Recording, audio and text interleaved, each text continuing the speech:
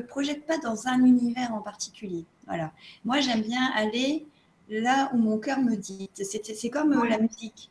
Tu vois, j'ai pas un type de musique que je vais aimer. Je vais pas être hard rock, je vais pas être rap, je vais pas être musique classique. Mais dans chaque univers, je vais avoir une musique, une chanson qui va me dire ah celle-là je l'aime bien. Et pour moi les cartes c'est un peu pareil, c'est-à-dire que les jeux, quel que soit leur univers, ils vont m'accrocher ou ils vont pas m'accrocher. Donc c'est vrai que moi dès qu'on me parle de druidisme ou Wicca machin, je dis ouais c'est bien, mais ça me parle pas en fait. Tu vois, c'est pas un univers. Actuellement. Maintenant, avec le recul et le fait que je suis beaucoup plus indépendante aussi, je suis exactement comme toi. J'ai plus vraiment d'univers particulier. Il y a des univers qui me parlent plus que d'autres. Il y a des philosophies. Parce que maintenant, je suis plus en quête aussi d'une philosophie de vie, tu vois. Ouais. Plutôt que de vouloir rester dans un univers pour faire plaisir ou parce que je m'éloigne pas trop de celui dans lequel on m'a fait grandir. À la base, maintenant que j'ai complètement pris mon indépendance aussi, je suis plus en quête d'une spiritualité, d'une façon de vivre. Et ce sont des choses que je vais retrouver dans certains jeux, que je ne vais pas retrouver dans d'autres. Alors, je suis très attirée par les illustrations des jeux. C'est pour ça que j'ai aussi un tarot de Marseille, mais avec le tarot de Marseille, moi, c'est jamais passé parce que j'aime absolument pas les illustrations. Elles sont pleines de symbolisme, elles sont très intéressantes, mais niveau visuellement, j'accroche pas du tout. Et c'est vrai qu'en tant qu'illustratrice, j'ai besoin d'avoir cette petite accroche, que le jeu me parle, que je puisse brasser les cartes et m'en imprégner comme ça aussi. C'est super important pour moi. Mais maintenant, j'ai plus du tout d'univers. Enfin, c'est ce que je te disais, j'ai pas vraiment d'univers propre, mais j'ai quand même des socles, des choses qui me parlent plus que d'autres. Ouais. Moi, le tarot de Marseille, je trouve qu'il est très intéressant et je te rejoins sur le fait que les images sont absolument moches. Hein. On va pas se cacher. C'est des images très basiques, etc. Mais c'est vrai que moi, j'ai tendance à toujours m'en servir parce que justement, il est dénué d'une certaine forme d'émotion, entre guillemets. Et ce que je reproche, enfin ce que j'ai tendance à reprocher au tarot, notamment les Rider-Waite, c'est que souvent ils ont pris justement un univers particulier déjà, et que certaines cartes ne sont pas forcément, représentent pas forcément tout ce qu'on peut attendre du potentiel de la carte. Je vais prendre par exemple l'exemple de la Maison de Dieu. Sur le tarot de Marseille, on voit d'un côté le côté catastrophe, le côté explosion, mais aussi le côté joyeux. Et j'ai un autre tarot qui est le tarot des sorcières. Et là, en fait, on voit une tour qui est, je l'ai là d'ailleurs, donc je vais te montrer, qui est, tu vois, c'est l'explosion. C'est la foudre et les gens sautent de la tour et tout ça. Et donc, du coup, pour moi, c'est vrai que c'est difficile, notamment quand je pense à des débutants. Je me dis comment ils peuvent voir le côté positif de cette carte avec cette image-là. Et c'est ce que je reproche des fois à certains tarots, c'est qu'ils prennent l'univers, mais du coup, ils occultent totalement une partie du sens de la carte. Et c'est vrai qu'avec le tarot de Marseille, j'ai pas ce problème-là parce que les images sont pas belles, mais par contre, elles laissent ouvert en fait les portes à énormément d'interprétations. Donc, ce qui rend à la fois le jeu assez simple et complexe en même temps. Donc, du coup, voilà. Bon, c'était une petite aparté. Oui, non, mais c'est super intéressant. Après, le truc, c'est que alors là où je te rejoins tout à fait sur ce que tu dis. La seule petite chose, c'est que pour moi, le tarot de Marseille, il était typé, il est très typé religieusement avec la carte de la Maison de Dieu, par exemple, la carte du diable, la carte du. Alors, pardon, c'est le hiérophante dans le Rider-Waite. Voilà, la carte du pape, il est très typé judéo-chrétien. Et moi, ça me mettait aussi un frein à ce niveau-là. Ouais. Après, ça dépend vraiment des jeux parce que, en fait, on a tellement de jeux qui sortent qu'il y en a qui ont des cartes qui vont être beaucoup plus. Je pense au Wild Unknown, par exemple. Je ne sais pas si tu le connais. Ce sont des cartes qui, comme le tarot de Marseille, finalement, ont très peu de symboles sur les cartes et du coup, on peut être beaucoup plus ouvert aux interprétations. Alors, bien sûr, il n'est pas dans l'ordre. Ça aurait été dommage. Bah oui. Attends, j'en ai quelques-unes là. J'ai par exemple le pendu qui est comme ça. Oui. Ça reprend beaucoup d'animaux, hein. Tu vois, la grande prêtresse, la tempérance. C'est quoi le petit rouge là? Parce que je vois mal. C'est une flamme. Ah, C'est une d'accord. flamme et en fait, elle est en train de pleurer et d'apaiser la flamme. Pas forcément d'apaiser, mais il y a un échange entre la flamme et l'eau. Bah alors, c'est vrai que du coup, si on prend la carte de la tour, là, on est quand même dans un aspect plutôt négatif. Ouais. Ouais, encore. Ouais. C'est vrai. Bien Moi, que je vois le quand on voit l'arbre et qu'on sait que l'arbre va être coupé à son sommet, ça ne veut pas dire que l'arbre est mort non plus. Ça veut juste dire qu'il va continuer à pousser aussi. Donc bon, c'est une question d'interprétation aussi peut-être. Oui, mais après, c'est aussi le fait que toi, comme moi, on a l'habitude des cartes. Moi, je n'oublie jamais que derrière moi, j'ai 18 ans d'expérience et que du coup, même si je vois une carte comme ça, je sais qu'inconsciemment, il y a aussi un côté positif, même si je ne vois pas. Mais c'est vrai que je pense aux gens qui débutent et qui voient ce genre de cartes, ça va être très compliqué pour eux de savoir finalement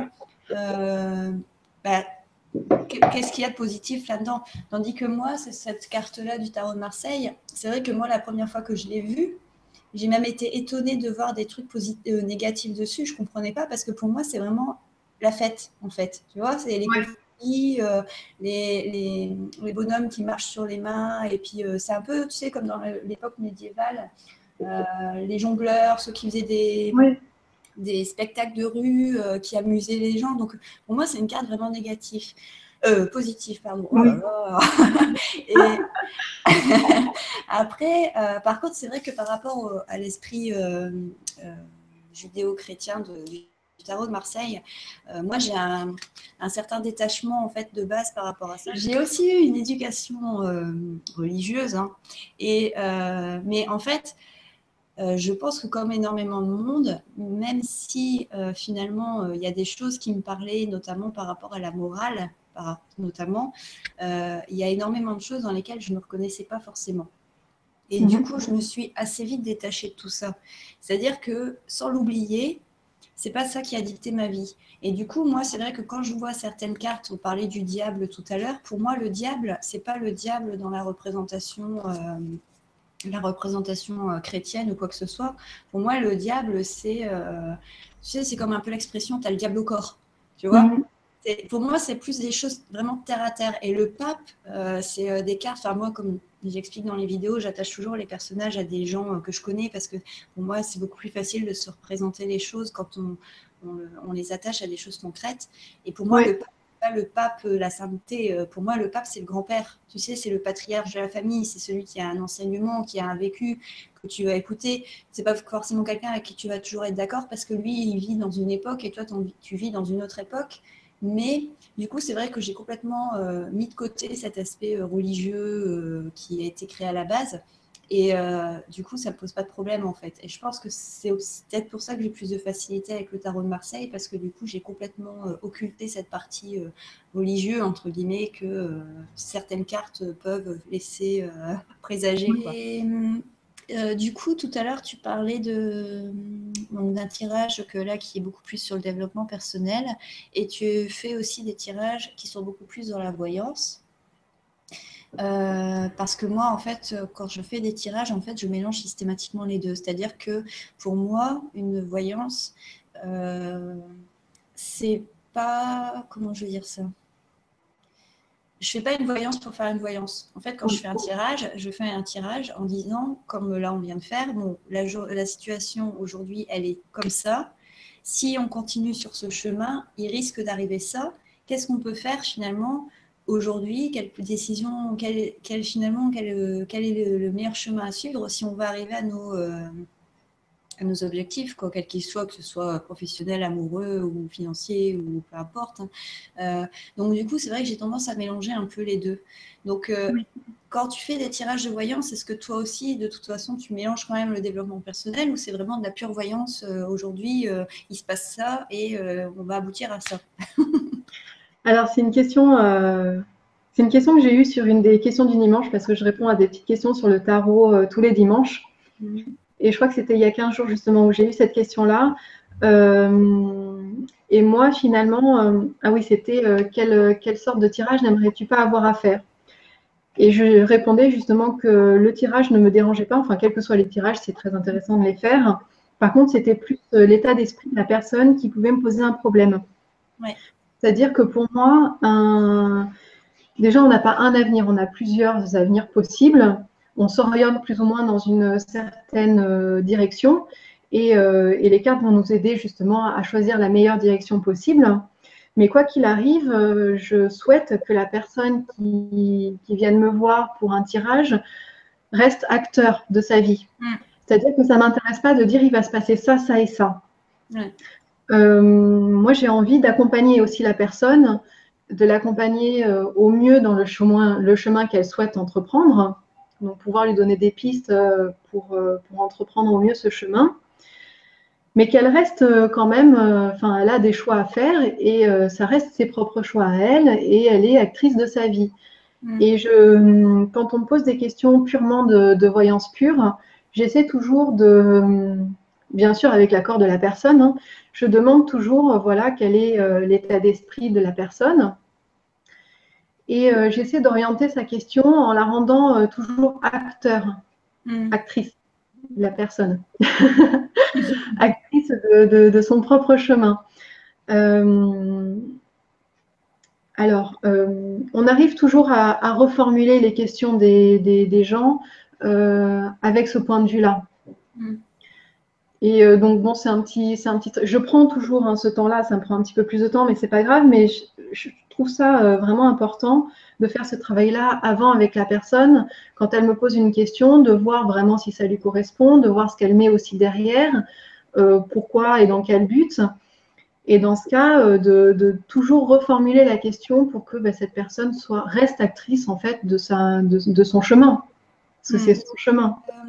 Justement, si, comme là, bon, on a parlé de l'oracle des reflets, du tirage que tu as fait, etc. Si tu avais un conseil à donner à des gens qui voulaient acheter ton jeu, par exemple, et qui voulaient commencer à faire des tirages, et si c'est les premiers tirages qu'ils font, qu'est-ce que tu leur conseillerais pour que ça se passe au mieux, quoi? Alors la première chose que je propose aux gens de faire, c'est en fait, mais c'est pareil avec tous les jeux, hein, pas que avec mon jeu. La meilleure façon d'aborder un jeu, c'est déjà de mettre de côté le livret et de commencer à regarder chaque carte avec un petit carnet et un petit stylo à côté et de noter les premières impressions sur toutes les cartes en fait. Qu'est-ce qu'elle représente, voilà. Tu sais que Après, je viens de c'est pour faire une moi. vidéo Comment? où je viens de faire une vidéo où j'ai présenté un jeu. Alors, c'est la première fois que je présentais un jeu, donc je ne suis pas sûre du tout que je me suis bien exprimée ou quoi que ce soit. C'est les murmures de la nature ou je ne sais plus Oui, quoi. Et murmure de la nature. Ouais. j'ai expliqué en fait comment moi je procédais quand j'avais un nouveau jeu de cartes pour justement apprendre le jeu de cartes et je fais exactement comme toi. C'est-à-dire que je mets le livret de côté, je regarde carte par carte et je marque sur un papier en fait, bon, pas forcément ce qu'elle m'inspire, mais plutôt les cartes qui m'inspirent un sentiment positif, négatif ou neutre. Et après, je reviens dessus pour voir si j'ai toujours la même impression et savoir ce que j'ai à travailler dessus en fait. Donc c'est marrant, on a beaucoup de points communs quand même. Ouais, mais je trouve que c'est une bonne façon de commencer. Et puis après, tu as dans le petit livret toute une partie justement au début. J'ai fait un petit livret au début qui est vraiment adapté aux gens qui commencent. Mm. Donc les conseils pour prendre les cartes déjà en main. Une partie sur avant un tirage, donc être calme, détaché, prendre son temps, bien respirer, pas être dans le stress de la vie de tous les jours, vraiment essayer d'être dans un moment de calme et d'apaisement. Comment mélanger les cartes, comment formuler une question, parce que ça, c'est très important. Enfin, pour moi, je trouve que c'est très important. C'est même la chose la plus importante. Mm. Comment formuler une bonne question, en fait. Ouais. Et de se demander aussi, parce que ça, c'est super important, parce que Jacques Salomé le disait, que poser une question, alors attends, qu'est-ce qu'il disait? Oui, poser une question, c'est prendre le risque de la réponse. Mm. Donc, est-ce qu'on est prêt à avoir la réponse à telle ou telle question? Si on n'est pas prêt à avoir la réponse à cette question-là, peut-être essayer de la reformuler sous une autre forme aussi. Parce que quand on se fait des tirages pour nous, c'est facile de se mettre la tête dans le sable et de ne pas vouloir voir les messages. Et ça veut dire que dans ce cas, on a quelque chose à travailler aussi. Ouais. Mais c'est dommage parce que ça fait un tirage pour rien.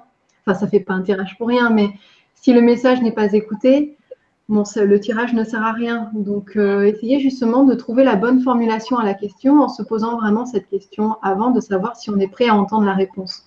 Voilà. Ouais. Donc après, je parle des cartes renversées, utiliser les cartes droites ou renversées. Et ensuite, je propose un tirage à une carte, donc le tirage conseil. Le tirage à 3 cartes, passé, présent, futur, ou conseil, problème, conseil et dénouement probable, ou alors la situation, quoi faire ou quoi ne pas faire. Et ensuite, il y a le fameux tirage du reflet, de l'ombre et de l'armure que je vous ai proposé. Présenté. Voilà. On voit souvent des auteurs qui nous parlent de rituels, donc battez bien les cartes, purifiez vos cartes avec de l'encens, avec je sais pas quoi, ou alors il faut avoir telle pierre, ou il faut. Qu'est-ce que tu penses toi de tous ces rituels que certaines personnes conseillent, ou est-ce que toi tu as des rituels, ou est-ce que pour toi ça sert à rien, ou Alors déjà, il faut rien du tout de base. Chacun fait avec son propre ressenti. Disons que les rituels, ça aide à mettre en état de méditation un petit peu. On entre, c'est comme si tu veux, si on faisait un tirage de cartes à côté de ta vaisselle sale, tu vois. Tu vas tirer les cartes et puis sans arrêt, tu vas regarder ta vaisselle sale en disant non mais il faut que je me dépêche parce qu'il me reste 1 heure après et j'ai 50 assiettes à laver, quoi. Et tu ne vas pas avoir l'esprit serein pour faire ton tirage finalement. Alors que si tu prends le temps de dégager ta table, d'avoir visuellement de rien avoir sur ta table, par exemple, ou qui te rappelle que tu dois faire quelque chose après, d'allumer une bougie, d'allumer de l'encens et de prendre quelques minutes pour respirer et être au calme, tu te mets dans un conditionnement où tu vas être plus réceptif aux messages que les cartes vont t'apporter. Donc ça, je trouve ça bien. Après, à chacun ses rituels, il n'y a absolument aucune obligation. Là, tu vois, on vient de faire un tirage ensemble qui finalement t'a été très parlant et pourtant, on l'a fait au milieu d'une discussion comme ça. Bon, après, on était là pour ça aussi. On s'était peut-être mis aussi en condition avant. Tu vois, moi, j'avais mis une petite bougie. Je ne sais pas d'ailleurs si on la voyait à l'écran, mais tu vois, j'avais ma petite bougie. J'ai mon petit Palo Santo tout brûlé à côté, mais qui dégage quand même une petite odeur que j'aime bien et que j'utilise pour mes tirages. Et ça, c'est important. Quant à purifier les cartes, pour moi, mais c'est pour moi, hein, tout ce qui est valable pour moi n'est pas forcément pour les autres et c'est valable pour absolument tout. Mais pour moi, ça reste important parce que bon, on dégage certaines énergies. Quand on va acheter un jeu dans le commerce, qu'on l'ouvre pour la première fois, moi j'aime bien le battre par exemple pour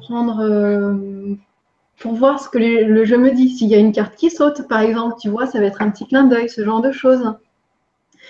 Et ça reste important à certains moments de purifier son jeu quand même pour le dégager un petit peu des énergies. Voilà. Mais ça ne veut pas dire le faire à chaque fois. Ça ne veut pas dire le faire tous les matins ou à toutes les pleines lunes. Chaque jeu va avoir aussi une résistance qui lui est propre, qui va plus ou moins absorber les énergies. Et lui-même, il va te dire, tu vas le sentir en tirage. Quand il va avoir besoin justement d'un petit bain de sauge. Ou d'être un petit peu au repos. Ce qu'on peut faire aussi, c'est simplement remettre les cartes du jeu dans l'ordre. Et ça annule aussi les énergies du tirage précédent. Donc ça peut être pas mal. Mais concrètement, il n'y a aucune obligation. C'est juste un état d'esprit dans lequel on se met et connaître nos petits trucs à nous qui vont nous être propres pour se mettre dans cet état d'esprit-là avant un tirage. Mais si on est adepte de la méthode de Dorine Virtue, alors autant l'utiliser si elle marche. Mais si on est plutôt de la méthode je sais pas, de l'oracle de Kuan Yin qui a été fait par Alana Fairchild, bon ben on va utiliser ça. Et puis on peut aussi très bien faire son propre petit rituel avant tirage. Ouais. Ben, ouais, moi je pense que je pars du principe que je pense qu'il faut trouver sa propre méthode. Moi je sais que j'ai aucun rituel. Enfin, en fait, j'ai aucun rituel, oui et non. Disons que moi mes jeux, je les purifie jamais. Mais alors, c'est un truc que je ne fais jamais, je ne les remets jamais en ordre, etc. Parce qu'en fait, moi, pour moi, c'est des bouts de carton, tu vois. Et pour moi, un bout de carton ne va pas forcément prendre l'énergie. Par contre, moi, je vais la prendre. Ouais, Je vais prendre l'énergie, moi, de la personne. Donc, le rituel que j'ai avant, en fait, de faire une consultation ou un tirage à qui que ce soit, ça va être plutôt, comme tu dis, me mettre dans un certain état d'esprit. Donc, je vais, au début, ça demande un petit peu d'entraînement parce que c'est quelque chose à prendre. Maintenant, je le fais en une demi-seconde. Mais ça oui, va être de monter mes énergies, justement, pour être beaucoup plus réceptive. Mais par contre, une chose que je fais, alors au début, je le faisais entre chaque tirage. Maintenant, je le fais en fin de journée parce que sinon, je m'en sors pas. Mais c'est visuellement, en fait, je coupe tout. C'est-à-dire que j'ai une espèce de gros ruban dans ma tête avec une énorme paire de ciseaux et je coupe avec ces ciseaux-là oui.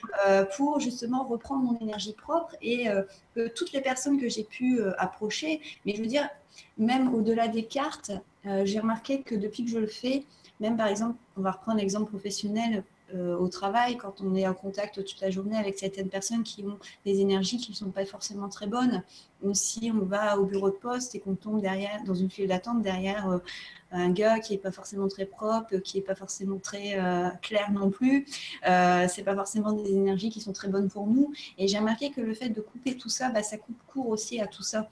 Mhm. Après, on retrouve notre propre énergie et c'est finalement parce que c'est un peu notre énergie qu'on met dans le. Qui... Oui, tout à fait. C'est aussi pour ça que des fois, avec certaines personnes, ça passe pas. Et il y a des fois, certaines personnes, on n'arrive pas à leur faire des tirages parce qu'on n'est pas du tout sur le même plan énergétique, quoi, tout simplement. Mm. Mais bon, ça, c'est moi, parce que comme tu disais, c'est on a chacun notre façon finalement de voir les choses. Et je pense qu'il faut trouver un peu la méthode qui nous convient. Et Exactement.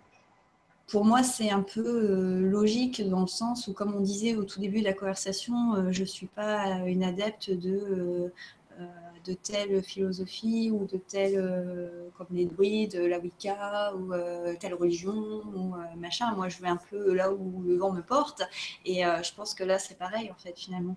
Donc, je pense qu'il ne faut pas trop se poser non plus trop de questions par rapport au rituel. Mais c'est tout à fait ça. Il faut que les personnes aillent là où le vent les porte et là où elles sont appelées, quoi. Faut pas forcer ce genre de choses.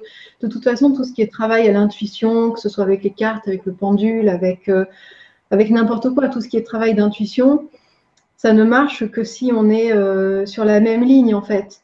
Si on est aligné avec ça, si les rituels qu'on met en place vont nous parler nous, mais si on se sent forcé à faire quelque chose, forcément, ça va pas fonctionner. On va se sentir bloqué et on va bloquer aussi notre intuition. Je vais terminer là-dessus parce que là, ça fait quand même longtemps. Est-ce qu'il y a ça t'est déjà arrivé d'avoir des jeux? Donc, tu parlais du tarot de Marseille, en fait, qui te parlait, même si tu n'aimes pas les images, etc. Mais avoir des jeux que tu rencontres qui absolument ne te parlent pas du tout. Mais pas forcément parce que même les illustrations, elles vont te plaire, etc. Mais ça passe pas. Alors, il y en a un, c'était avec l'oracle Béline. Je l'ai eu parce que justement cette année, je m'en suis débarrassée. Écoute, je l'ai acheté, j'avais 20 ans. J'ai 31 ans aujourd'hui. Je l'ai gardé pendant 11 ans avec moi. Je le ressortais de temps en temps, j'essayais de le regarder et en fait, avec ce jeu, ça n'est jamais passé. Lui et moi, je faisais des tirages avec lui, j'avais des tirages qui étaient justes, mais j'étais très dérangée en fait par ce jeu.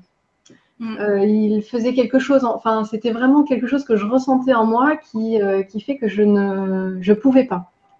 Je me forçais à l'utiliser et en fait, finalement, j'ai fini par le laisser dormir dans mon tiroir. Et puis bon, cette année, je me suis dit non, mais ça sert à rien. Et je l'ai échangé avec quelqu'un contre un autre jeu, contre l'oracle de Kuan tu vois, qui me parle beaucoup, beaucoup, beaucoup plus, qui n'a pas du tout les mêmes messages, qui est beaucoup plus doux. Et voilà. Mais sinon, Alors, je sais pas, j'en ai acquis un cette année aussi qui me parle pas trop. J'ai vraiment du mal à travailler avec, mais je l'ai juste mis de côté parce que des fois, c'est juste pas le bon moment, en fait. Peut-être Ouais. que le prochain ou peut-être que dans 2 ans, tu vois, je le ressortirai et il va me parler. Mais c'est euh, c'est le, c'est le Luminataro. C'est Ah, celui-là. C'est le Luminataro de Inner U. Voilà, je sais pas. J'ai eu un coup de cœur pour certaines cartes et pourtant, en regardant le jeu, j'ai pas eu plus de coups de cœur que ça et depuis, il dort un petit peu dans ma tarothèque. Mais ouais, bon, c'est je te peut-être rejoins juste, sur. voilà, Ouais. peut-être plus tard, hein. Oui, bah oui. Moi, j'ai un jeu, c'est pareil, que j'avais acheté il y a très longtemps, qui s'appelle l'Oracle Lumière. Et pendant des années, il m'a pas parlé ce jeu. Mais je le gardais parce que je me disais, bon, bah, je l'ai acheté après tout, tant pis, Oui, hein, on voilà. le voit, et puis voilà, hein. Et finalement, je l'ai ressorti il y a 2 ans. Et ça a été super limpide. Et là, j'ai eu vraiment, il m'a vraiment parlé, comme quoi c'était, comme tu dis, parfois c'est pas le bon moment, il faut laisser un peu maturer les choses. Et par contre, je te rejoins sur l'oracle Béline. Moi, l'oracle Béline, c'est pareil, il ne me parle pas. Pourtant, j'ai essayé, hein, parce on entend tellement parler que je me suis Mais dit, oui, quand même, il doit y avoir une raison. Et ben non, oui. c'est Ouais, quelque ouais. chose. Mais moi, c'est vraiment beaucoup les. Enfin, il faut que ce soit actif. Enfin, je veux dire, même quand je vais dans le magasin, il faut que le jeu m'accroche l'œil déjà. Ouais. Déjà, d'entrée, s'il ne m'accroche pas, c'est même pas la peine que je le prenne. Et d'ailleurs, j'en ai un là, qui est juste là d'ailleurs. L'oracle. Ouf, ça, c'était ma pierre. Ça, c'est l'oracle des esprits de l'eau. Ouais. Donc, c'est celle qui fait les illustrations des jeux de Lucy Cavendish. Je l'ai acheté. Alors, sur le coup, je me suis dit, bon, si c'est elle, c'est bon, ça va me parler. Ben, j'ai jamais été capable de m'en servir. Il ne Et me moi, parle pas ce. Jasmine Beckett, je l'ai connue en tant qu'illustratrice jeunesse. Mmh. Et à chaque fois que je vois un jeu d'elle, en fait, je peux pas. Je peux pas parce qu'en fait, tout de suite, je vois ses livres d'enfants. Enfin, puisque du coup, je la connais comme ça et j'ai pas mal travaillé en parallèle. Du coup, c'est pas possible pour moi, Jasmine Beckett, de la voir, enfin, de voir ses illustrations pour des jeux. Je trouve ça trop enfantin, en fait. Mmh. Même si c'est pas que enfantin, mais enfin voilà, c'est juste, mais c'est personnel, hein, ça, c'est vraiment mon ressenti à moi et parce que j'ai une histoire derrière. Oui, mais après, le but de ces discussions, c'est de montrer aussi qu'on a chacun finalement, c'est ce que je disais l'autre jour, on a chacun finalement, il n'y a pas une méthode pour tirer les cartes, il n'y a pas une méthode pour se servir des cartes et il n'y a pas une méthode pour choisir un jeu. On Tout à est, fait. je ne sais pas combien de gens à se servir des cartes, je pense qu'on n'a pas, jamais, on va trouver deux personnes qui ont exactement la même façon de faire. On va retrouver des similitudes, nous deux, on en a par exemple, on a beaucoup de similitudes, mais je suis sûre qu'on a des choses qui sont différentes, bah, notamment la purification du jeu que tu fais, que moi, pas du tout. Ouais, Donc, voilà, chacun notre petit truc. Et c'est pour ça que j'aime bien ces discussions, de rencontrer d'autres personnes, parce que moi, déjà, j'en apprends personnellement. Pour moi, c'est déjà très intéressant. Mais aussi, je me dis que pour les personnes qui vont regarder, c'est aussi montrer que finalement, il n'y a pas qu'une méthode. Si un jour vous arrivez et que vous trouvez un livre, la méthode exceptionnelle pour apprendre le tarot, bon, j'ai envie de dire oui, mais non. C'est pour ça que je dis toujours, il faut toujours avoir un esprit critique, mais c'est vrai, il faut vraiment finalement trouver la méthode, le jeu, la façon de faire qui nous convient le plus. Et ce qu'on va faire nous ne va pas forcément convenir à quelqu'un d'autre. Voilà, oui, ça ne veut pas dire que ce que fait l'autre est faux, et ça ne veut pas dire que ce que nous faisons, c'est juste. C'est pas une question de ça, c'est juste que ça va nous parler à nous, ça va avoir une résonance en nous. Et donc, du coup, comme nous, on est en phase avec cette façon-là, forcément, ça aura une phase aussi avec les gens, puisqu'on va répercuter sur eux le fait qu'on soit bien en harmonie avec notre façon de faire. tout Donc, à fait. c'est pour ça que c'est vrai que même si on n'est pas forcément toujours en accord, même ne serait-ce que basiquement hein, sur certaines significations de cartes, comme on parlait au début du jeu, en comparant le Marseille au Rider-Waite par rapport à la tour, justement. Il y a des gens qui vont trouver cette carte excessivement négative. Il y en a qui vont se focaliser sur la croyance maison de Dieu avec la religion. Il y en a qui vont la voir totalement neutre. On a chacun notre avis sur cette carte, mais ça ne veut pas dire que c'est faux, finalement. Oui. C'est peut-être simplement qu'il faut qu'on mélange un peu tout ça et qu'on garde aussi l'esprit un peu ouvert sur ce que peuvent penser les autres, tout simplement. Par contre, aussi, moi, je vais te poser une question pour les gens qui seraient intéressés par ton jeu. Où peut-on trouver et à quel prix? C'est pas mentir à dire, mais… Alors, on peut le trouver sur le site de l'Oracle des Reflets, oracledesreflets.com.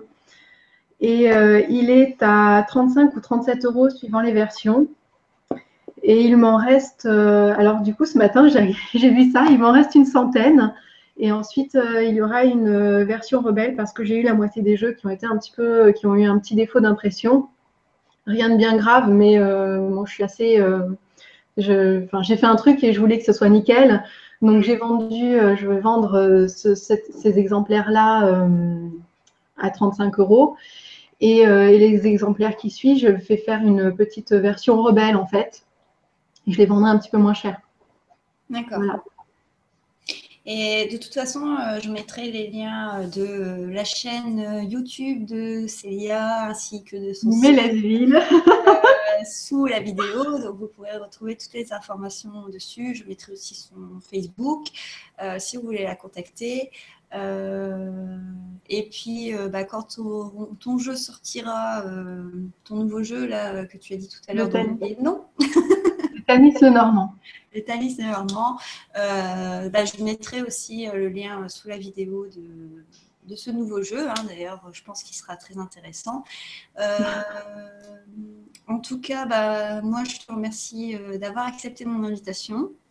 Avec grand plaisir. C'est moi qui te remercie pour l'invitation. Je vous invite à aller voir la chaîne YouTube de Célia. Donc, comme elle disait, elle fait des tirages tous les jours, la carte du jour. Donc, c'est un tirage que je conseille aussi de faire, notamment quand vous avez un nouveau jeu et que vous voulez apprendre des cartes.